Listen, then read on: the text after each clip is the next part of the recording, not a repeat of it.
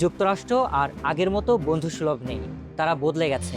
কানাডাকেও এখন নিজের পথ বেছে নিতে হবে।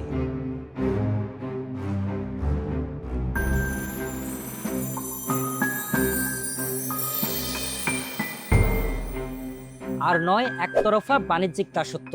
ওয়াশিংটনকে এমনই এক কঠোর হুঁশিয়ারি দিয়েছেন কানাডার প্রধানমন্ত্রী মার্ক কার্নি। দীর্ঘদিনের অর্থনৈতিক নির্ভরশীলতার শিকল ছিঁড়ে ফেলে কানাডা এবার স্বনির্ভর অর্থনীতির পথে হাঁটবে, এমনই এক হুঁশিয়ারি দিয়েছেন কানাডার প্রধানমন্ত্রী কার্নি স্পষ্ট করেছেন, মার্কিনীদের ওপর নির্ভর করার দিন শেষ। 20 এপ্রিল 10 মিনিটের এক ঝোড়ো ভাষণে কার্নি সরাসরি আক্রমণ করেন ডোনাল্ড ট্রাম্পের রক্ষণশীল বাণিজ্য নীতিকে। তিনি বলেন, মহামন্দার পর এমন ভয়াবহ শুল্ক বিশ্ব আর দেখেনি।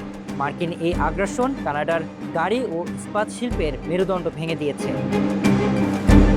কানাডাকে যুক্তরাষ্ট্রের 51তম অঙ্গরাজ্য ঘোষণা ট্রাম্পের মন্তব্যের প্রতিবাদে মার্ক কার্নি হুঁশিয়ারি দেন, কানাডা কোনো দেশের অঙ্গরাজ্য নয়, বরং এটি একটি স্বাধীন ও সার্বভৌম শক্তি, তাই নিজেদের সিদ্ধান্ত অটোয়ায় নির্ধারণ করবে।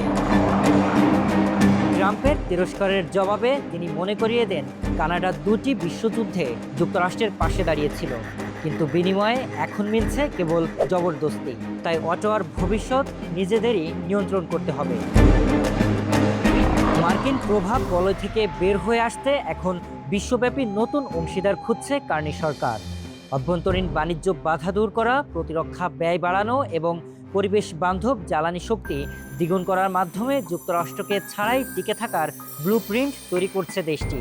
প্রধানমন্ত্রীর এই অনড় অবস্থান ইঙ্গিত দিচ্ছে, উত্তর আমেরিকান মুক্ত বাণিজ্য চুক্তি এখন চরম ঝুঁকির মুখে।